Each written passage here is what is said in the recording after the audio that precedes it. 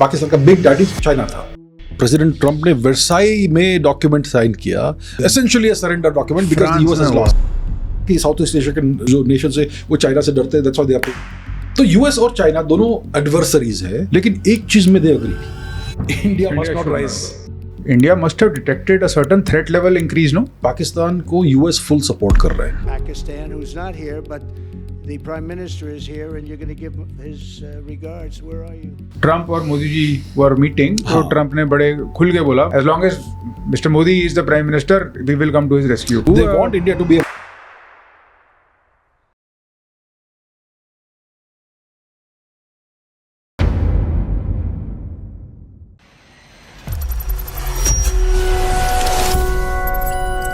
Abhijit ji, welcome to the show. Thank you very much sir. तो मैंने सुना है यूएस ने सरेंडर कर दिया है। What has happened? आज प्रेसिडेंट ट्रंप ने वर्साई में डॉक्यूमेंट साइन किया, विच यू कुड से इज अ सरेंडर डॉक्यूमेंट।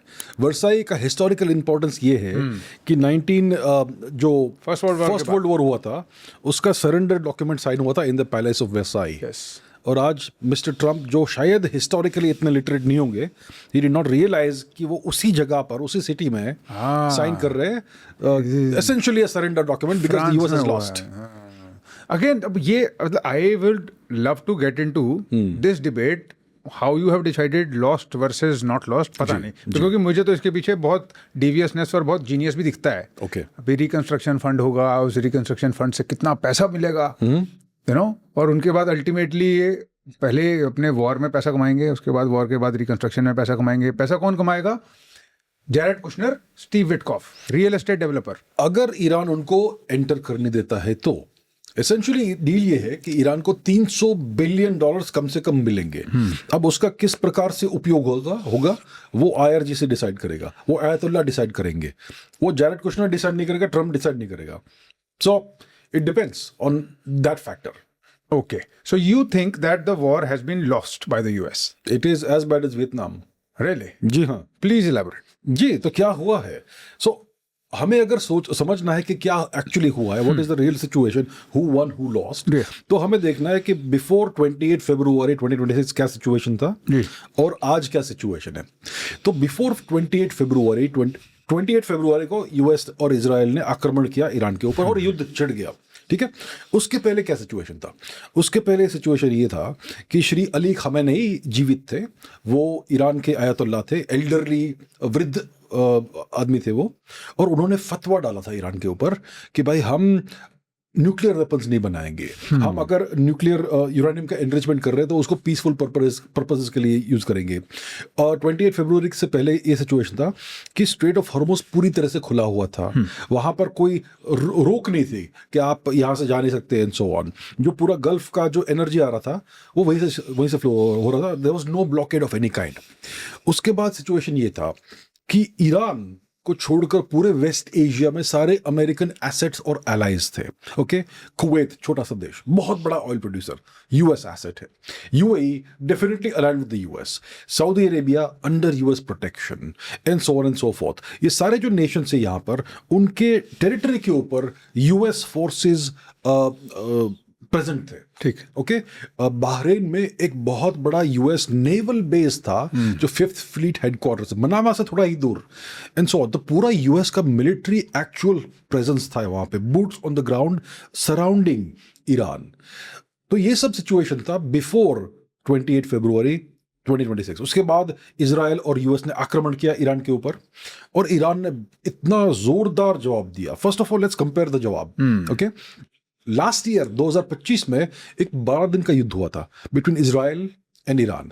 तो इजराइल ने एयर स्ट्राइक्स किए थे ईरान के ऊपर, वो F-35 और पता नहीं कौन से प्लेन्स जाकर ईरान के एयर स्पेस के ऊपर आकर स्ट्राइक्स कर रहे थे। ईरान ने जवाब दिए विथ बैलिस्टिक मिसाइल्स, जो उनके बहुत पुराने बैलिस्टिक मिसाइल्स थे, 30-40 साल पुराना स्टॉक था, जिसके वॉरहेड्स भी छोटे छोटे थे। बहुत सारे इंटरसेप्ट कर दिए इजराइल ने, और कुछ अपने टारगेट पे लगे लेकिन बड़े एक्सप्लोजन्स नहीं हुए। And at the end of the 12 day war Shri Donald Trump ji ने फॉर्दो और नातांज न्यूक्लियर साइट्स पर भारी बम्बार्डमेंट की, और उन्होंने डिक्लेयर कर दिया ट्रंप जी ने कि Iran nuclear programme is finally completely permanently finished. तो ये 2025 की बात है। अब 28 फरवरी 26 में जब इजराइल और यूएस ने आक्रमण किया तो ईरान का रिस्पांस बहुत ही अलग था। लास्ट ईयर तो Iran looked weak and helpless, defenceless. इस बार इतना मैसिव रिस्पांस दिया ईरान ने कि it is now clear that they were hiding their capabilities last year. वो यूएस और इजराइल को कंप्लेसेंट बनाना चाहते थे कि Iran is easy target, 48 hours में रहीम चेंज हो जाएगा। तो यूएस ने इजराइल ने शुरू किया वॉर 28 फरवरी को, फिर यूएस ने इसमें ज्वाइन किया, फिर श्री अली खामेनेई की हत्या कर दी, वो जानबूझकर वही बैठे रहे। along with all the leaders, more than 50 top generals and all that, सबकी हत्या कर दी, उनके जो सीनियर लीडर्स की हत्याएं कर दी। तो उससे क्या हुआ कि जितने भी मॉडरेट्स थे लीडर्स ईरान के, सबको साफ कर दिया इन्होंने, and that gave rise to the new hard line leadership. क्योंकि ईरान में ये पद्धति है कि there is no centralised leadership as such. जो प्रेसिडेंट है ईरान के, वो एक्चुअली नंबर 3 है in the pecking order, Ayatollah is on top, और सभी के replacements already waiting in the wings है। अगर कोई कमांडर है जिसकी हत्या होती है, number 2 is waiting for him, number 3 is waiting, number 7 तक है ये पूरा। So there is a clear line of succession and there is no dearth of leadership. Okay, तो इन्होंने 50 जो वृद्ध लोग थे, सीनियर लोग थे, उनकी हत्या कर दी। That brought forth new young blood. अभी आपने इन सबको मार दिया, हमारा जो नए लोग आएंगे उनका अप्रोच मॉडरेट तो नहीं होगा, वो तो हार्ड लाइन अप्रोच होगा। So the American solve the Iranian problem of elite or production, they gave rise to new elites, the American solve the problem. उसके बाद आयतोल्ला अली खमेनी ने मोस्ट लाइकली जानबूझकर ही chose to die, he stayed in his house, और US ने वहां पे air strike किया with some family members sadly. तो उसके बाद क्या हुआ कि ईरान ने जो इस साल भी इनिशियली बहुत पुराने मिसाइल्स का स्टॉक यूज किया, तो उससे इजराइल ने उन सबको इंटरसेप्ट करने की कोशिश की with their Iron Dome system, और ईरान ने बहुत सारे ड्रोन्स भेजे जिसको इंटरसेप्ट करने की कोशिश की इजराइल ने, और बहुत सारे इंटरसेप्ट किए। लेकिन इससे क्या हुआ कि उनका जो आयरन डोम इंटरसेप्टर मिसाइल्स का स्टॉक है वो डिप्लीट हो गया बहुत ज्यादा, और ईरान के मिसाइल्स और ड्रोन्स बहुत चीप होते हैं, और ये इंटरसेप्टर मिसाइल्स इजराइल के होते हैं वो बहुत महंगे होते हैं, $2 million, $3 million per piece. So it was economically a disaster for Israel. Missile math एकदम उनके मिसाइल मैथ, जी एग्जैक्टली, और उनके स्टॉक्स बहुत डिप्लीट हो गए।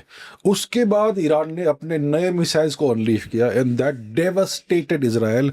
2-3 दिन के बाद ट्विटर ने बंद कर दिया वो कवरेज, बैन कर दिया, सेंसर कर दिया कि नॉट शो व्हाट्स हैपनिंग। हाँ, कुछ हुआ था जी, as soon as these hypersonics entered the picture and Bushahr 3 जो भी उनकी एक फैंसी मिसाइल है, जो खुर्रमशहर 3, तो एकदम से, हाँ यू आर राइट कि वो सेंसरशिप तो फील हो रही थी, पर इजराइल का डैमेज नहीं आ रहा था। इजराइल का डैमेज नहीं आ रहा था। उसके बाद कुछ फुटेज लीक हो गया कि उनके जो मिसाइल्स नए आ रहे हैं उसमें क्लस्टर म्यूनिशंस है।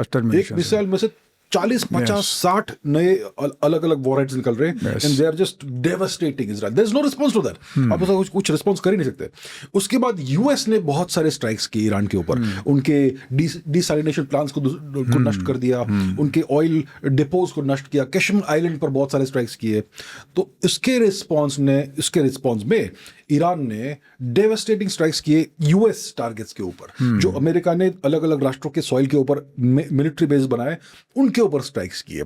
यूएस के पास बहुत ही एडवांस्ड रेडार्स होते हैं जिससे वो डायरेक्ट करते हैं मिसाइल इंटरसेप्शन, ड्रोन इंटरसेप्शन। उन THAAD radars, THAAD, Terminal High Altitude Area Defense radars, one radar is more than $1 billion in price. Their eyes in the sky. Eyes in the sky. और फिर 20 के आसपास उनके पास पूरे globally वो radars है। तो वहां पर जो भी THAAD रेडार्स थे उन सबको नष्ट कर दिया, दूसरे रेडार्स को नष्ट कर दिया।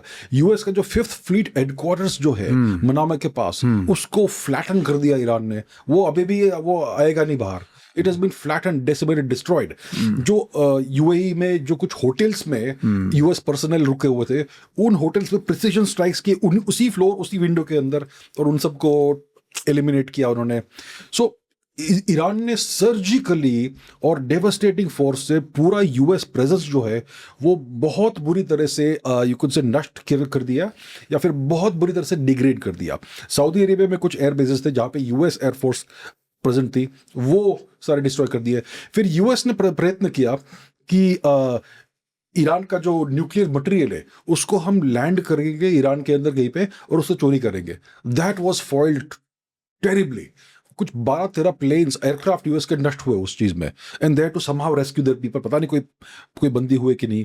तो ओवरऑल सिचुएशन ये है आज. और उसके बाद क्या हुआ, ईरान ने स्ट्रेट ऑफ हॉर्मुज को बंद कर दिया. उन्होंने कहा कि भाई ठीक है, US navy so powerful, come open the strait of Hormuz. US के 2 एयरक्राफ्ट कैरियर थे वहां पे.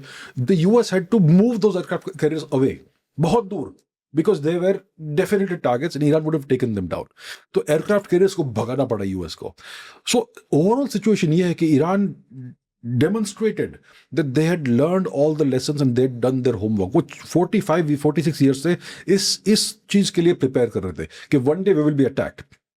और उनका स्ट्रेटजी बहुत सिंपल है. उन्होंने सारे के सारे प्रोडक्शन फैसिलिटीज और स्टोरेज फैसिलिटीज डीप अंडरग्राउंड ले लिए हैं. आप कैसा भी बंकर बस्टर म्यूनिशन यूज करो, it will not touch that. Okay. और दूसरा, उनके जो मिसाइल लॉन्च सिस्टम्स है वो भी अंडरग्राउंड है, and they are all hidden away. And mobile, shoot and scoot or hide, etc. और next ये है कि they have tens of thousands of ballistic missiles. Bharat में अग्नि missiles and so on, ballistic missiles, we use them for strategic purposes, nuclear delivery if ever needed, and we don't want to use that. Iran ने ballistic missiles को as a regular weapon use किया है. Tens of thousands of ballistic missiles, hundreds of thousands of drones of various kinds. वो scale ऐसा है कि आप उसको पराजित कर ही नहीं सकते, as long as that can be kept hidden and safely hidden, and Iran has ensured that. तो इसका परिणाम ये हुआ कि यूएस का जो इतना रोबस्ट मिलिट्री प्रेजेंस था गल्फ रीजन में, वो पूरा नष्ट हो गया है. Israel has been devastated.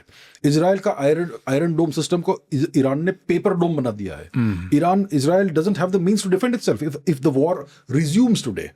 Israel के पास जो न्यूक्लियर साइट है, जो नेगेव डेजर्ट में उनके पास जो बीयरशिबा के पास है, it is essentially a sitting duck. Iran चाहेगा तो they will just send a salvo of missiles there. You can't defend that. तो Israel is now a sitting duck if the war resumes. US का जो presence है, military presence, वो पूरा नष्ट हो गया है इस रीजन में. कुवैत है, सऊदी अरेबिया है, यूएई है. They gonna have to make their own separate peace with Iran in some way, because Iran is the all-powerful nation in the region now. Strait of Hormuz को Iran is now policing it, and it is charging, वो charge कर रहा है toll for passage. $2 million पर passage या कुछ है उसका. क्योंकि exactly क्योंकि ये जो Strait of Hormuz है वो actually international waters नहीं है. It is half Iranian territorial waters and half Omani territorial waters. Yeah. No other country has jurisdiction there according to international law. और यूएस ने अभी ऐसा किया है कि उन्होंने दूर से ब्लॉकेड किया strait of Hormuz. Okay. Strait of Hormuz पे तो उनके वॉरशिप्स आ नहीं सकते because they will be targeted, so they are keeping a distance. और वहां से वो शिप्स को टारगेट कर रहे हैं, specially ships that carry Indian sellers. देखिए, इंडियन सेलर्स जो होते हैं वो लगभग 10% of the global civilian seller workforce में उतना रिप्रेजेंटेशन है. स्पेशली पर्शियन गल्फ रीजन में बहुत इंडियन सेलर्स मिलेंगे आपको सिविलियन शिपिंग में, oil transportation and so on में. तो यूएस ने कोई भी चाइनीज वेसल को टारगेट नहीं किया, ईरानियन वेसल को भी टारगेट नहीं किया, Indian vessels carrying Indian sailors को टारगेट किया जानबूझ के. So the US is trying to put India in its place right now. Okay, India वो दैट वी कैन डिस्कस. लेकिन कमिंग बैक टू ईरान, तो एसेंशियली सिचुएशन ये है कि बिफोर 28 फरवरी स्ट्रेट ऑफ हॉर्मुज ओपन था. यूएस का बहुत पावरफुल मिलिट्री प्रेजेंट था वेस्ट एशिया में. Israel was regarded as a very strong power और Iran was regarded as a weak power.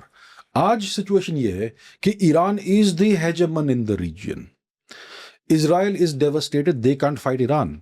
If they start the war again, even if they use nukes, वो जीत नहीं सकते. Okay. Strait of Hormuz is now under Iranian control. And the US presence in the region has been devastated. और भी है, और situation ये है कि the US assurance and the US promise, US ने एक assurance दिया था गल्फ नेशंस को कि भाई आप आर्मी वार्मी मत बनाओ, क्या जरूरत है, हम है ना, हम आपके देश में 2-4 मिलिट्री बेसिस बना देंगे हर देश में और हम आपकी रक्षा करेंगे, सुरक्षा करेंगे. So the Americans guaranteed safety for UAE, for Saudi Arabia and so on. UAE का पूरा system will not work without defense. तो US assurances were lies. Everybody has realized. US ने इन nations को defend नहीं किया या फिर कर नहीं पाए.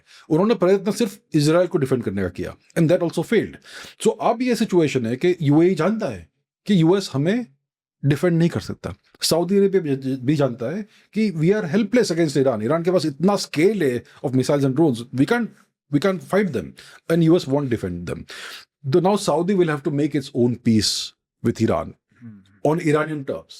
UAE को भी ये करना पड़ेगा, and so on. जो भी दूसरे nations है वहाँ पे, they will all have to make their peace with Iran, because अभी Iran is the regional hegemon. वो global super power नहीं है by no means, लेकिन regional hegemon अभी ईरान है. तो ये change हुआ है.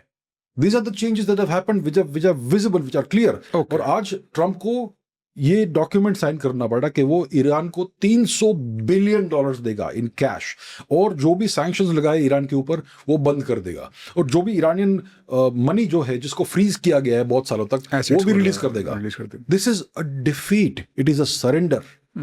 सो ओके, ये जो नैरेटिव है आपने इसको एलैबोरेट करा कि ईरान रीजनल हेजेमन है, ईरान जीत गया है, यूएस हार गया है और यूएस सरेंडर करा है. इसके कुछ वैलिड काउंटर आर्ग्यूमेंट्स हैं. जी जी बोलिए. जो मैं कहना चाहता हूँ, उसके बाद I would love to understand and आप एलैबोरेट करिएगा.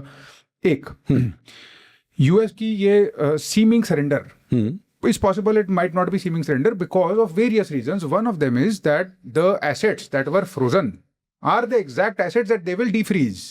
So ये जो $300 बिलियन हम सोच रहे हैं, it is quite possible it will be financed by what was already Iran's. That is one possible.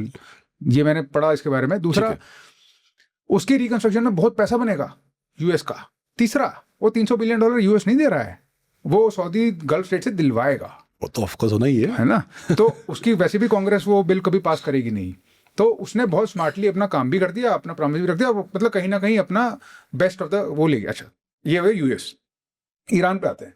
वो रीजनल हेजेमन मतलब न्यूसेंस वैल्यू उसने मेंटेन करी है, ये मैं मानता हूँ, बट उसके पास बचा कुछ नहीं है. उसका इंफ्रास्ट्रक्चर खराब हो चुका है, उसकी ऑयल प्रोडक्शन फैसिलिटीज जिससे वो पैसे एक्चुअली कमा रहा था अब डिस्ट्रॉय हो गए हैं. हॉर्मोज उसके पास है, उसने अपनी न्यूसेंस वैल्यू क्रिएट कर रखी है, मानते हैं, बट एक मतलब अधमरा इंसान अगर थोड़ा सा और अधमरा और मतलब बच जाता है और मरता नहीं है सिर्फ, तो I don't know if you can call it victory. So that is one way to think about it कि हम रीजनल हेजेमन को डिफाइन कैसे कर रहे हैं. जी जी जी. तीसरा, इजराइल रिलेंट नहीं कर रहा है. अमेरिका के प्रेशर में ऐसा लग रहा है पीछे रहे, तो लेबनान से वो विड्रॉ नहीं कर रहा है, और वो कह रहा है कि मैं तो मारूंगा, and I am not going to spare you, no I will not stop until you are finished. And you see the goal that Israel has been accomplished. One can argue Iran की capability खत्म करनी है मेरे को. कौन सी capability? यही nuisance value वाली, उसको उसने डिकैपिटेट कर दिया. हाँ. अगर इफ एनीथिंग इकोनॉमिकली स्पीकिंग, हाँ. मिलिटरीली चलो there might be, but militarily होता कितना है? हाँ. 3 महीने लड़ाई हुई खत्म हो गई. इकोनॉमिकली तो 20 साल पीछे हो गया वो. ओके. ईरान, हाँ. उसकी फैसिलिटीज, उसकी लीडरशिप सारी डिकैपिटेट कर दी. हाँ. एक बारी. The entire country has regressed. They will never come to the big tables now. They might have nuisance value like North Korea has nuisance value.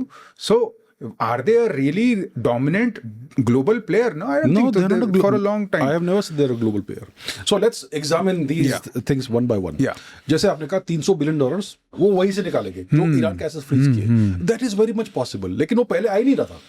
अब $300 बिलियन तो आएंगे जो पहले अवेलेबल नहीं थी ईरान को, तो वो आ रहा है उसको. ठीक है, वो सऊदी से एक्सट्रैक्ट करेंगे, यहाँ से एक्सट्रैक्ट करेंगे, दूसरों से ही एक्सट्रैक्ट करेंगे. देखिए, the US has many blood bags. It has blood bags all over the world. तो ब्लड यहाँ वहां से खींच के ईरान को देंगे, अपना कुछ नहीं जाएगा. वो तो होता ही है, वो किसी भी एम्पायर में यही सिचुएशन होता है, यही सिस्टम होता है. लेकिन ईरान को जो पहले $300 बिलियन नहीं मिलने वाले थे वो अब मिलेंगे. ठीक है, और सो that is one thing. Secondly, क्या ईरान का सिर्फ न्यूसेंस वैल्यू के पहले क्या ईरान पूरी तरह से इकोनॉमिकली डेवस्टेट हो गया है? देखिए, ईरान के पास बहुत अच्छे इंजीनियर्स है, ईरान के पास बहुत अच्छा ह्यूमन कैपिटल है, probably better than India, because Iran has a better education system, better universities. तो they will be able to rebuild. May be 5 साल लग जाएंगे. ओके, उनके जो ऑयल प्रोडक्शन फैसिलिटीज है मे बी 5 साल लग जाएंगे, लेकिन they will do as fast as possible. Destruction तो हुआ है, इजराइल में भी डिस्ट्रक्शन हुआ है, मे बी मोर, राइट? तो डिस्ट्रक्शन हुआ है, no question about it. Iran will have to rebuild. पैसा मिल रहा है $300 बिलियन, उससे कुछ करेंगे. But it is not merely nuisance value in my humble opinion. क्यों? क्योंकि when you have 1 lakh drones, 1 lakh plus drones and tens of thousands of ballistic missiles, that is not nuisance value, that is devastating firepower जो उनके पास है. अभी कोई उनके सामने खड़ा होगा, for example hypothetically Saudi Arabia कुछ करता है, Iran can flatten entire cities if they want. उन्होंने किसी भी सिविल एरिया को टारगेट नहीं किया except for 1 or 2 hotels here and there. लेकिन ईरान ने डेमोन्स्ट्रेट किया है कि we are not to be messed with. हमारा लीडरशिप डिकैपिटेट हुआ, कुछ फर्क नहीं पड़ा, it was business as usual, क्योंकि ईरान के पास मोजाइक डिफेंस सिस्टम है। आप किसी भी लीडर को मार दो, कुछ फर्क नहीं पड़ेगा, कमांडर्स विल कीप फाइटिंग। उनके आयतोल्ला को खत्म कर दो, वो नया आयतोल्ला खड़ा कर देंगे। इट मेक्स नो डिफरेंस, क्योंकि ईरान में डिसेंट्रलाइज्ड पावर है। दी सेंटर ऑफ ग्रेविटी, देखिए एक कंसेप्ट है क्लाउसविट्ज का, 19th सेंचुरी का है, लेकिन इट्स रिलेवेंट। ईरान का सेंटर ऑफ ग्रेविटी क्या है? It is the IRGC, it is not the ayatollah. Right. और ये एक मिसकैलकुलेशन किया यूएस ने कि अगर हम आयतुल्ला को मार देंगे तो ईरान 2 दिन में सरेंडर कर देगा। कुछ हुआ ही नहीं। The IRGC is a decentralised organisation. वो पूरे ईरान के लेंथ और ब्रेड्थ में फैला हुआ है, and there are people from the length and breadth of Iran, from all walks of life, who are members of the IRGC। Basij वो अलग है, IRGC अलग है, ईरान का जो आर्मी है वो अलग है। उन्होंने अच्छा रिडंडेंसी बना के रखा है, where everybody is under checks and balances, but at the end of the day it is the clerical system that is the source and the core of the leadership, और ये डिसेंट्रलाइज्ड है। तो ayatollah को मारोगे, इस leadership को मारोगे, कुछ भी फर्क नहीं पड़ेगा ईरान को। अभी इकोनॉमी उनकी डेफिनेटली बुरी है because of decades of sanctions. उसके ऊपर से यूएस ने काफी डेवस्टेट किया है मटीरियली ईरान को। ईरान को डेफिनेटली ये रिबिल्ड करने में समय लगेगा, 5-10 साल लग जाएंगे। जो क्रिटिकल इंफ्रास्ट्रक्चर है उसको जल्दी से बना लेंगे वो, जो बाकी इंफ्रास्ट्रक्चर है, यूनिवर्सिटी तेहरान की तोड़ दी, उसको समय लगेगा। डिसैलिनेशन प्लांट्स को जल्दी बना लेंगे, ऑयल प्रोडक्शन फैसिलिटीज को जल्दी रिपेयर करेंगे, कुछ चीज़ों में बहुत समय लगेगा। That is the cost of war. Israel में भी वही हुआ है, Israel has also taken a lot of damage, उनको भी समय लगेगा। तेल अवीव के पूरे नेबरहुड्स फ्लैटन हो गए बिकॉज ऑफ द स्ट्राइक्स। तो यू आर राइट कि Iran has been economically is gonna suffer for some time, but लेकिन ईरान के लोग they are used to this hardship, they are used to not warfare वाला hardship, actually वो भी है। क्योंकि यूएस ने 1980s में, बिटवीन 1980 और 1988 सद्दाम हुसैन को एम्पावर किया था कि unleash a war on Iran, unleash this war. So Iran was at war with US sponsored Saddam Hussein for a decade. तो ईरान के जो सीनियर लोग हैं, मे बी हमारे एज के लोग हैं, okay, they are kind of used, they have already faced this situation. तो इनके लिए ये नई चीज नहीं है, and this was a brief war. इतना 8 साल का लंबा वॉर नहीं था, ये 3 महीने का वॉर था। सो ओवरऑल आई थिंक कि और क्या हुआ है कि हम जानते हैं कि there are many people in Iran जो एक्चुअली खुश नहीं है आयतुल्लाह से और मुल्ला से। वो अपने आप को शायद मुस्लिम भी नहीं समझते होंगे। कई ऐसे लोग हैं, कुछ तो परसेंटेज है पॉपुलेशन का, हु वांट फ्रीडम, डेमोक्रेसी, ये नेचुरल ह्यूमन एस्पिरेशंस है, राइट।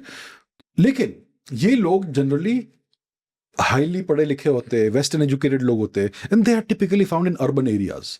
तो यूएस ने वॉर के दरमियान क्या किया, उन्हीं अर्बन एरियाज को टारगेट किया, which means that these people had no choice but to rally around the flag.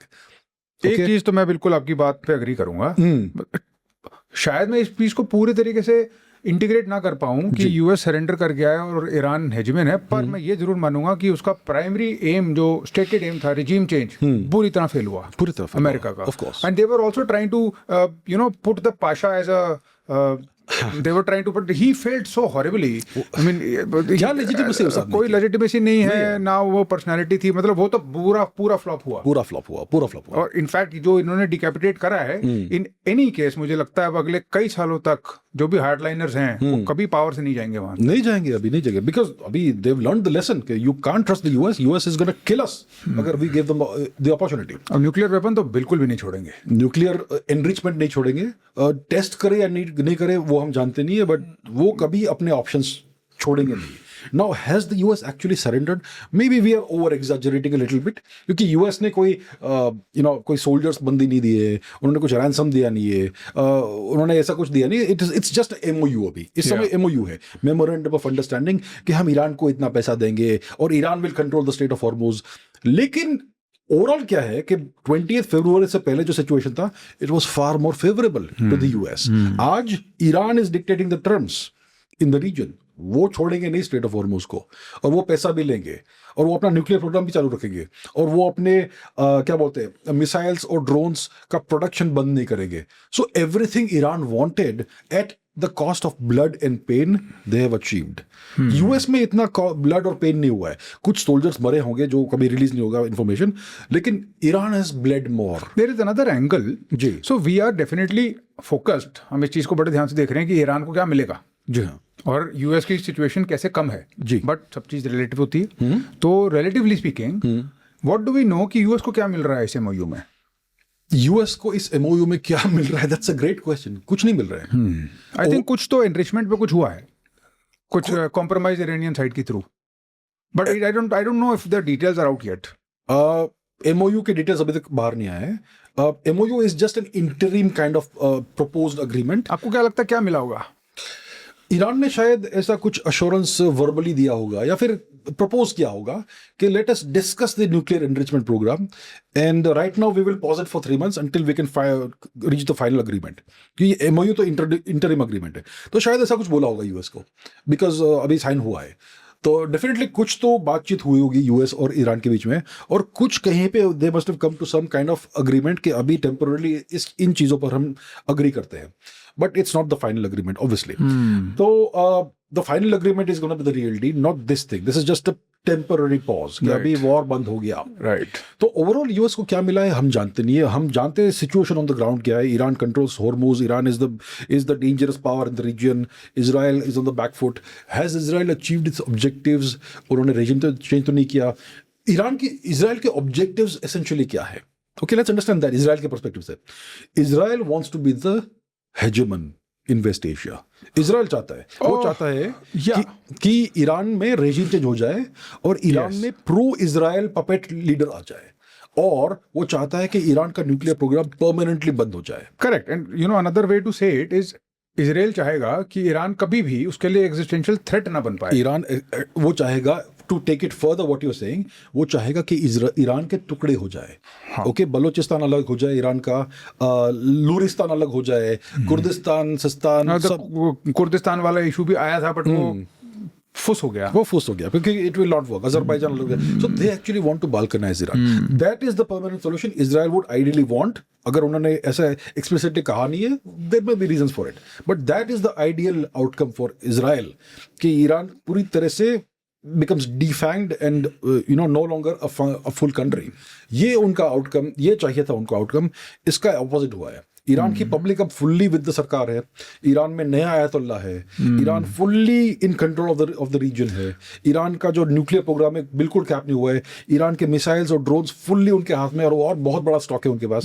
So Israel has not achieved any of its objectives. Netanyahu was hoping कि ये वॉर से मेरे सारे प्रॉब्लम्स खत्म हो जाए and I will be remembered as the greatest prime minister of Israel, और corruption cases चले जाए मेरे सर के ऊपर से. None of that has happened, and Israel has suffered a lot of pain. मतलब मेरा इस पे ये कहना है, सोचना ये है कि अगर आप इजराइल जैसा एक्टर हो जी, आपके पास 2 ऑप्शंस हैं.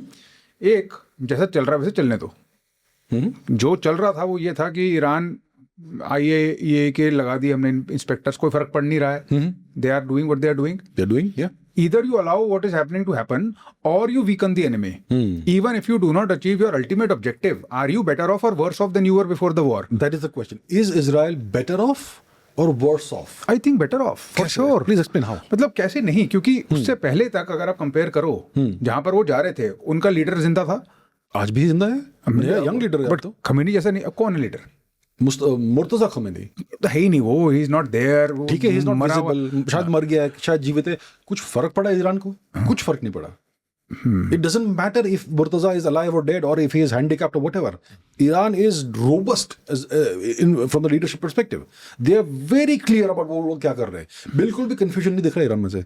There is absolute zero confusion. Confusion तो नहीं दिख रहा. बट अगर आपके पास एडवांटेज है और आपने पहला वार करा है और आप ज्यादा स्ट्रांग हो, और अल्टीमेटली आप अपने जिसको भी आपने अटैक करा उसके साथ एक कॉम्प्रोमाइज कर रहे हो, तो ऑब्वियसली वीगन कर दिया ना आपने उसको. किस प्रकार से? ऐसे कैसे? मतलब इतने सारे बम जो गिराए हैं, इतना इंफ्रास्ट्रक्चर का जो डैमेज करा है, इतने लोग जो वहां पर डिस्प्लेस हुए हैं, अगर एक कंट्री वीकन नहीं होगी इतने सालों के सैंक्शंस के बाद, तो क्या होगा? क्या इजराइल वीकन नहीं हुआ है? थोड़ा रिलेटिवली ज्यादा वीकन हुआ है. बिकॉज ईरान के जो बाद में जो बैलिस्टिक मिसाइल्स गिरे, those are the big ones, and they were falling relentlessly on Israel for the duration of the war, जो कभी मीडिया में दिखाया नहीं है. तो आई थिंक इजराइल में ज्यादा डैमेज हुआ होगा कंपेयर टू ईरान, लेकिन वो दिखाएंगे नहीं हमें. सो आई थिंक अगर हम रिलेटिवली किस नेशन ने ज्यादा डैमेज लिया है, वो अगर एक्चुअली सोचेंगे, perhaps Israel has taken more damage, perhaps. And Netanyahu's reputation has suffered significantly क्योंकि वो चाह रहा था कि भाई रेजिम चेंज हो जाए उसने, और ट्रम्प ने क्लियरली बोला था कि भाई पीपल ऑफ ईरान आपके हाथ में है, अभी 1-2 दिन में आप रेजिम ले लीजिए हाथ में। हाँ, मतलब फेवरेबल आउटकम तो वही होता अगर suppose before the war Israel was at 0 with its objectives and they wanted 10. After the war I think they are at 6. 6?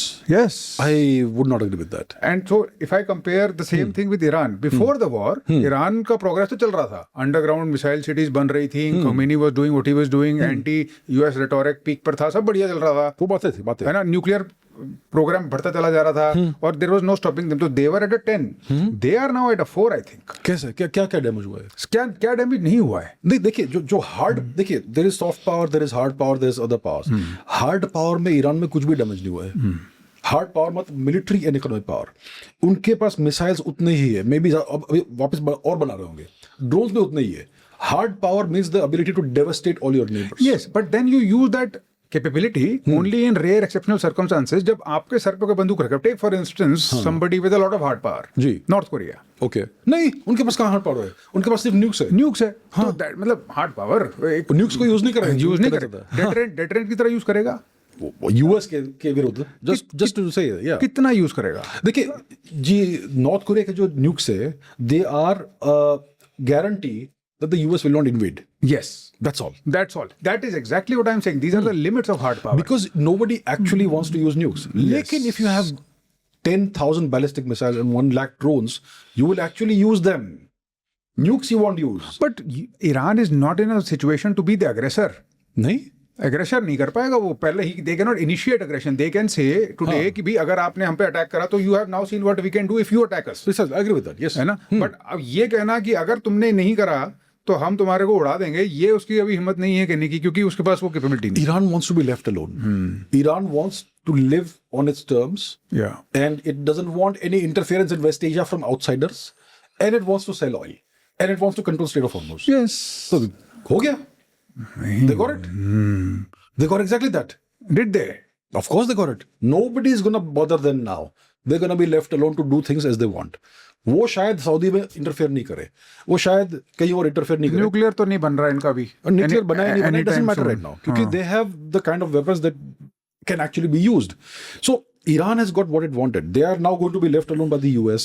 उनके पास चीन का सपोर्ट है, उनके पास रशिया का सपोर्ट है. They will sell oil to China, to Russia, whoever wants to buy it. Okay? उनके पास अभी ये अश्योरेंस है कि US अभी वापस यहाँ पे एयर बेसेस वो सब नहीं बनाएगा. इजराइल भी पूरा दूर हो गया है. स्ट्रेट ऑफ हॉर्मुज अभी वो कंट्रोल कर रहा है. They can charge a toll for the next 50 years if they want. तो पैसा बनेगा, ऑयल से पैसा बनेगा. उनकी लीडरशिप स्ट्रक्चर पूरी तरह से अच्छी है.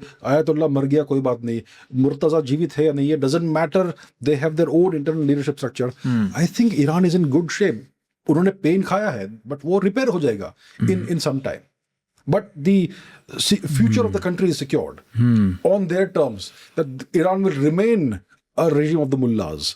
उसको कोई डगमगा नहीं सकता. बट अगर आप मतलब बोलो किसी ईरान के लीडर को कि यार तुमको ये जो अभी स्टेट है ये चाहिए था before the war, were you better off before the war और are you better off now, तो मुझे तो लगता है वो यही बोलेगा we were better off before. नहीं, I think they are better off now. अच्छा जी, क्योंकि now they will earn more money. They will earn more money from the Strait of Hormuz. After having taken so many hits, that's fine. वो तो मतलब it is like saying कि किसी इंसान के साथ आपकी ये हम हमारे पर्सपेक्टिव से देखें. हाँ. Let's understand their perspective. Iran की पर्सपेक्टिव. Let's कल्चरल डिफरेंस है.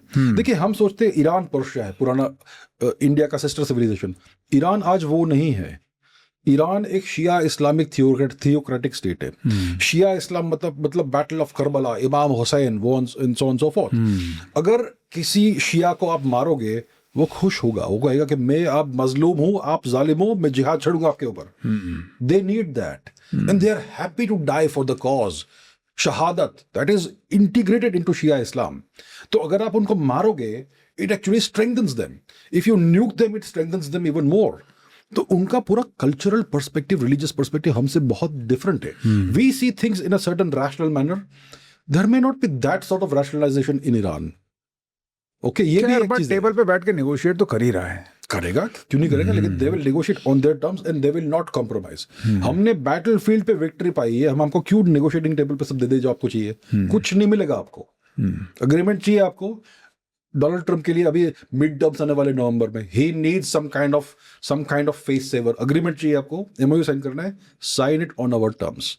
एक इंच कॉम्प्रोमाइज नहीं करेगा वो। हमारी तरह नहीं है कि 1971 में पाकिस्तान को ब्रेक करने के बाद शिमला एग्रीमेंट में सब दे दिया, हाजी पीर वापस दे दिया, ये दे दिया, 93,000 बंदी वापस दे दिए, हमने अपने बंदी वापस नहीं लिए। Iran is not like us, Iran is very different. Okay. So, comparing the situation before the war, after the war, I think we can all agree that the one victor is China. China has let's discuss that. Yeah. किस प्रकार से China vector है? Okay, let's understand that. That's a very good angle, very interesting angle you bring up. इस साल कुछ ऐसी चीजें हुई है which actually show कि यूएस का ग्रांड स्कीम ऑफ थिंग्स और ग्रांड स्ट्रेटेजी क्या है। इस वर्ष के शुरुआत में जनवरी में ही फर्स्ट वीक में यूएस ने वेनेजुएला में फट से रेजिम चेंज कर दिया। ओके, श्री मदुरो जी और उनकी पत्नी को किडनैप किया, ले गए, जेल में डाल दिया, और फिर वहां पे जो लीडरशिप बची they had to play along with the US. So now Venezuela is a US asset now, okay? Madam Delcy Rodriguez जो भी जो भी इंडिया भी आई थी, वो इंडिया आई थी ऑन अमेरिकन इंस्ट्रक्शंस। या क्लियर दिख रहा है। तो वेनेजुएला को क्यों यूएस ने पकड़ा? Why did they do Venezuela? Because Venezuela में दुनिया के सबसे बड़े प्रूवन ऑयल रिजर्व्स है। वेनेजुएलन ऑयल ऑब्वियसली हैवी सावर क्रूड ऑयल है, उसको रिफाइन करने के लिए स्पेशलाइज्ड प्रोसेस चाहिए। दुनिया में सिर्फ 3 रिफाइनरीज है जहाँ पे हो सकता है, एक भारत में। Okay, so Venezuela is a huge oil resource, उसको यूएस ने कंट्रोल कर लिया। चाइना के लिए लगभग 3% ऑयल वेनेजुएला से आ रहा था, वो शायद अभी बंद हो गया होगा। चाइना के पास और 10-15 सोर्सेज है ऑयल के। चाइना का एक क्रिटिकल वीकनेस है कि they are not self sufficient in energy, उनको ऑयल इंपोर्ट करना पड़ता है। तो लगभग लेट्स से सऊदी अरब से ऑयल आता है उनके पास, कुवैत से आता है, इराक से आता है, ईरान से आता है, अफ्रीका से, and so on so fourth. लगभग 15-20% ईरान से आता है, क्योंकि चाइना और ईरान ने एक 25 ईयर स्ट्रेटेजिक अग्रीमेंट साइन किया है जो सीक्रेट एग्रीमेंट है। उसमें China will get a lot of subsidised Iranian oil. तो अगर यूएस ने ईरान के ऊपर कब्जा कर लिया होता तो फिर वो 15-20% चाइना का जो ऑयल सप्लाई है वो खत्म हो जाता, बट खत्म नहीं हुआ है। और एक्चुअली अभी गारंटी हो गया है वो कि China will keep getting this oil eight subsidised rates. Big victory for China.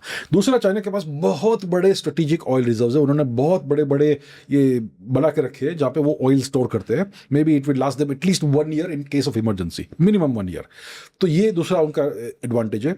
But overall जो चाइना का जो एंगल है विच इज पूरा वर्ल्ड ऑर्डर यूएस को डोमिनेट करता है, बहुत सारे कंट्रीज यूएस कंट्रोल करता है। भारत उनमें से नहीं है, पाकिस्तान तो डिफरेंटली है।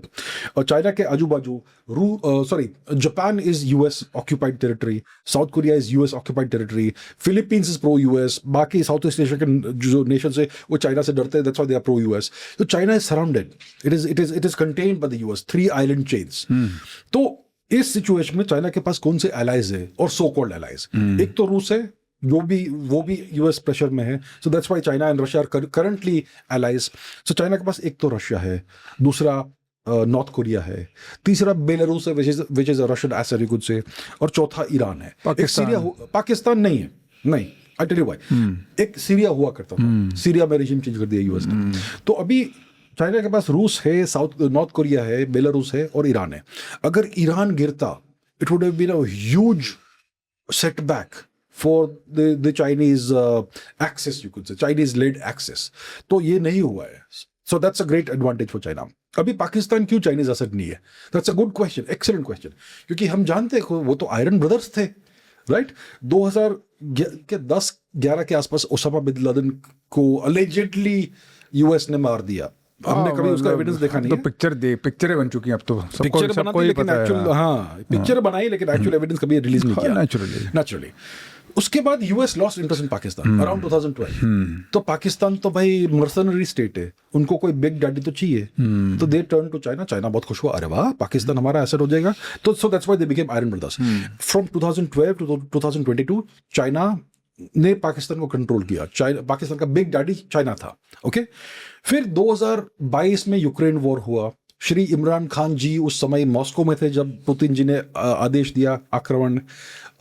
And Imran Khan was very pro-China. He was on that day in meeting with Putin. Yes. In meeting the day they declared war on Ukraine. No.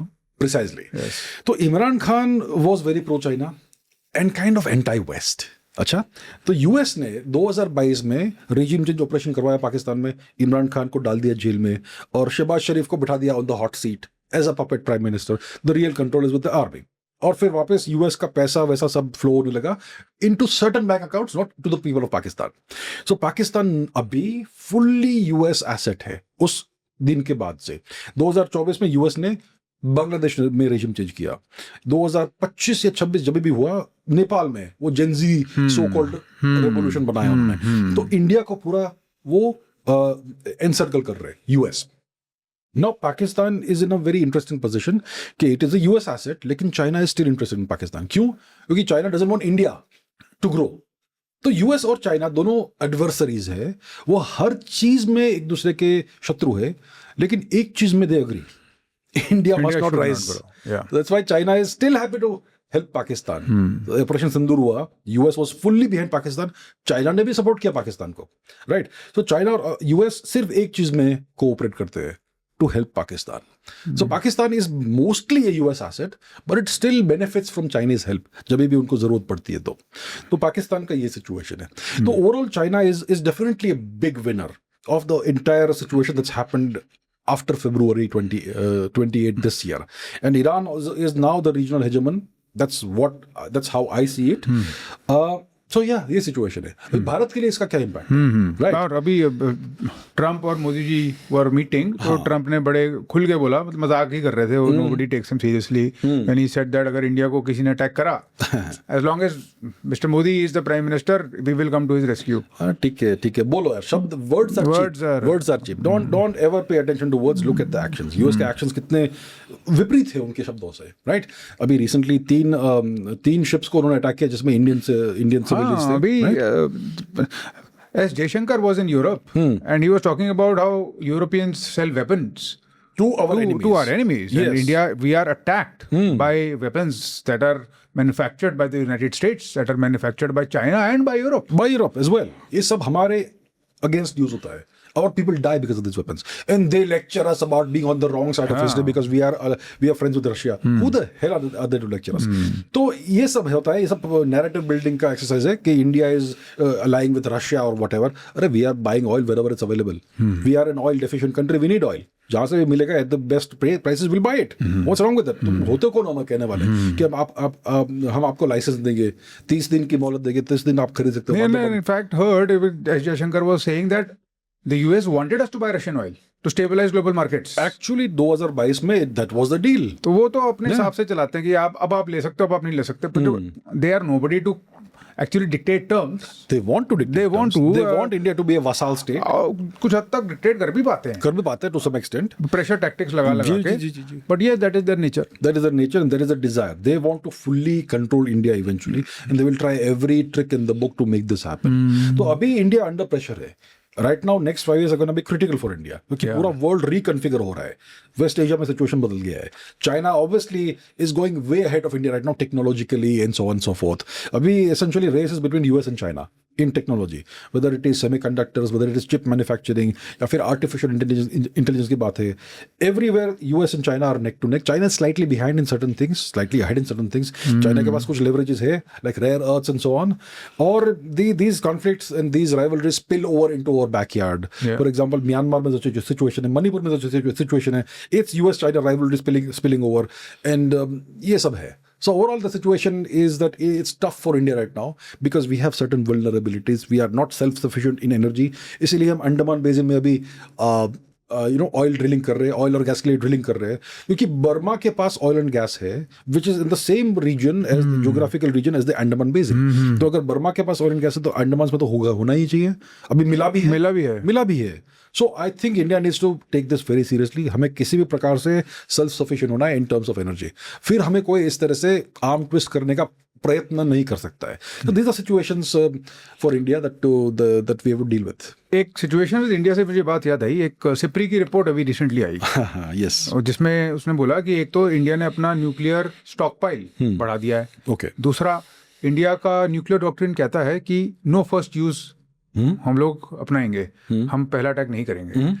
और एक और इम्प्लिसिट इम्प्लीकेशन उसकी ये होती थी कि हम अपनी मिसाइल्स डीमेटेड सिचुएशन में रखेंगे, मतलब हमारा न्यूक्लियर वॉरहेड अलग, मिसाइल कैरियर अलग, जरूरत पड़ेगी तो मिलाएंगे, इंटीग्रेट करके। अब ऐसा नहीं है, अब ऐसा नहीं है। अब इंटीग्रेटेड न्यूक्लियर टिप्ड मिसाइल तैयार है इंडिया के पास, न्यूक्लियर वॉरहेड भी बढ़ गए हैं और उनकी पोजीशनिंग भी बढ़ गई है और नंबर भी बढ़ गया है। तो अब ये एग्रेसिव पोस्चर है, ये डिफेंसिव पोस्चर है, ये डेटरेंट पोस्चर है, आपके हिसाब से क्या है? ये एक्चुअली लॉजिकल और डिटरेंस वाला पोस्चर है, ये अग्रेसिव पोस्चर नहीं है। दिस वाज नीडेड क्योंकि हमारी जो न्यूक्लियर डॉक्ट्रिन है वो first of all like you rightfully said, ये नो फर्स्ट यूज वाला डॉक्ट्रिन है। हम कभी शुरू नहीं करेंगे न्यूक्लियर एक्सचेंज, लेकिन किसी ने हम पर आक्रमण किया विद न्यूक्लियर वेपन्स, हम उनका खात्मा कर देंगे, विल फिनिश देम ऑफ। तो how do you finish it off, how do you guarantee second strike, a second strike option? तो सेकेंड स्ट्राइक ऑप्शन का एक इंटीग्रल कंपोनेंट है the nuclear triad, especially the sea leg. That's right. तो आप missiles with nuclear weapons ship पे नहीं रख सकते हो, लेकिन it's useless because ships are so visible. तो you will put them under the ocean in submarines. अगर आपको सबमरीन में डालना है तो the submarine has to be a submarine with long legs which can spend 30, 60, 90 days at sea without needing any help, and it should be quiet, silent, stealth. तो that is nuclear submarines, nuclear powered submarines. तो अब हमारे पास Arihant class submarine है जिसको हमने अच्छे से test कर लिया है, उनको डिप्लॉय किया है सी में, and apparently now we have deployed missiles, nuclear tip missiles on those submarines. तो सिप्री का रिपोर्ट ये कहता है, I don't know how accurate और not it is, but let's say it's accurate. तो सिप्री का रिपोर्ट ये कहता है कि अभी हमारे पास 12 missiles at any given point in time deployed at sea है। So this is an active deterrence posture, it is not aggressive but it is a deterrence posture. But उस डिटरेंस पोस्चर को डिप्लॉय करने से पहले India must have detected a certain threat level increase, no? कि भाई अब जरूरत है। तो वो where do you think that threat level increase is coming from? So one of the things I can think of is that अभी पाकिस्तान को US full support कर रहा है, full support सार कर रहा है वो उनको, पाकिस्तान को। जब भी ऑपरेशन सिंदूर हुआ तब पूरा यू टर्न किया US ने और fully they stood behind Pakistan. दूसरा, हमने कुछ चीजें डिस्कवर की during operation Sindoor which are very interesting, कि 2 दिन ऑपरेशन सिंदूर फर्स्ट 2 days चला, US को कुछ फर्क नहीं पड़ा। फिर हमने कुछ लोकेशंस पे स्ट्राइक किए जहाँ पे F-16s थे, वो F-16s नष्ट हो गए, और फिर दूसरा किराना हिल्स पे हमने स्ट्राइक किया जहाँ पे उनका न्यूक्लियर स्टोरेज फैसिलिटी हुआ है। तो अचानक से यूएस पूरा डर गया और दे बिकेम फ्यूरियस। क्यों फ्यूरियस हुए? ऑफिशियली तो कुछ कहा नहीं कि this is why we are furious, लेकिन one can perhaps try and reconstruct क्या हुआ होगा। जहाँ पे F-16 होते हैं वहां पे यूएस पर्सनल होते ही है 24/7, because they will never allow those American assets to go out of their sight. वो पाकिस्तान को बेचा है, फिर भी it is a US asset. Okay, तो where you have F-16s you have US technical and military personnel. अगर F-16s को हमने उड़ा दिया तो वहां पे कुछ अमेरिकन पर्सनल भी हो गए जो उड़ गए। दूसरा, किराना हिल्स पे हमने स्ट्राइक किया तो यूएस को इतनी वहां पर तो कुछ तो था, उन्हीं का न्यूक्लियर स्टॉकपाइल रहा होगा, but something or the other was there. I agree with you. मेरा ये मानना है, और मेरे पास इसके लिए कोई प्रूफ नहीं है, लेकिन I can think. तो मेरा मानना ये है कि जब पाकिस्तान के पास आज न्यूक्लियर वेपन्स है वो पाकिस्तानी नहीं है। These are American nuclear weapons deployed on Pakistani soil aimed at India. For example, US ये करता है रूटीनली, नेदरलैंड्स में उनके न्यूक्लियर वेपन्स है जिसको यूएस पर्सनल कंट्रोल करते हैं। डच लोग उनको देखते भी नहीं है। टर्की में यूएस ने न्यूक्लियर वेपन्स डिप्लॉय किए एम्ड एट रशिया। वहां पे भी they are not seen by the Turkish military personnel, they are under the control 24/7 of US personnel. Similarly Pakistan में अगर न्यूक्स है, I think that they are most likely American nuclear weapons, तो वहां पे भी American personnel ही होंगे जो उनको कंट्रोल करते होंगे। Pakistani officers and soldiers will not be allowed to even see the nuclear weapons. तो अगर हमने किराना हिल्स में स्ट्राइक किया तो वहां पे यूएस पर्सनल होंगे जो उसमें अफेक्ट हुए होंगे। So I think our strikes on Pakistan affected American personnel and American valuable assets. इसलिए यूएस अचानक से पूरा यूटर्न मार के पाकिस्तान के पीछे पूरा खड़ा हो गया, and they forced India I think to end the war, right? 3-day war. Yeah. So I think ये situation है। So now that we have this thing, clearly America Pakistan के पीछे है, and most likely America has deployed nuclear weapons against India and Pakistan. So it's very important कि हमारे पास ये होना चाहिए। So they are deployed. American nuclear weapons being in Pakistan, I don't think बहुत ज़्यादा imagination की जरूरत है, होगा। But वो इंडिया पे एम करके फायर करेगा, चाइना पे करेगा, we don't know, but the point है वो चाहेगा कि उसके एसेट्स वहां हो, और हमें अज्यूम करना है it is aimed at us. We should assume. हाँ, I don't know, मतलब the triad is very interesting. मैं कहीं पढ़ रहा था कि the deterrence, there is a deterrence squad in the world. Okay. तो deterrence squad कहता है कि यूएस चाइना को डिटर करता है, इंडिया पाकिस्तान को डिटर करता है, चाइना इंडिया को डिटर करता है, एंड वाइस वर्सा. रशिया नहीं इसमें? हाँ, रशिया है, मतलब of course, yes, that is the fourth leg. Okay. So this deterrence squad is ongoing in the world, and if it goes off balance a little bit, Pakistan is not even in the deterrence squad, but India और पाकिस्तान का थोड़ा बहुत बीच में चलता रहता है. तो उस एंटायर डेटरेंस स्क्वाड में डिसबैलेंस फील हो रहा होगा, आई थिंक, इंडिया को, और उनको लगा होगा कि ओवरऑल ये पूरा इक्विलिब्रियम इतना इक्विलिब्रियम नहीं है अभी, तो अपना थ्रेट लेवल बढ़ा के अपना डेटरेंस लेवल, प्रिपेयर्डनेस लेवल बढ़ा दो. Makes a lot of sense what you're saying. Very logical, very rational. Probably, you know, that is. But then again, if I'm right and if this might have been their thinking, which is likely and plausible, then it is also a matter of concern. Yeah, it is. You don't do a thing like that until you expect that there is a higher than zero probability of nuclear exchange.